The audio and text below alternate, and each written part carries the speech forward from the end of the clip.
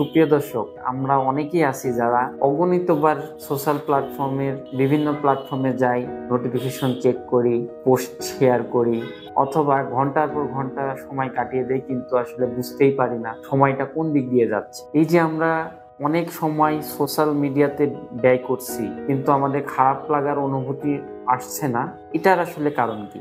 আমরা social media scrolling করলে আমাদের ভেতরে একটা ভালো লাগা কাজ করতেছে, এবং যার ফলে আমাদের মস্তিষ্কে এক ধরনের হরমোন বা নিউরোট্রান্সমিটার সিক্রেশন হচ্ছে, যা আমাদের শরীর ও মনকে উৎফুল্ল করতে সাহায্য করে, যেটার নাম হচ্ছে ডোপামিন। কিন্তু এই ভালো লাগা এক সময় আর ভালো লাগা থাকে না।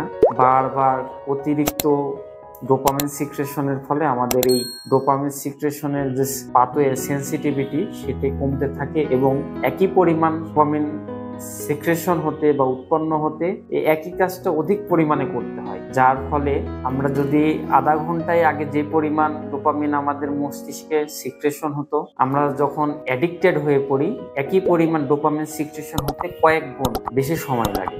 যার ফলে আমরা মনের অজান্তেই ঘন্টার পর ঘন্টা সোশ্যাল মিডিয়া কাটিয়ে দিই অথবা বারবার চেক করি।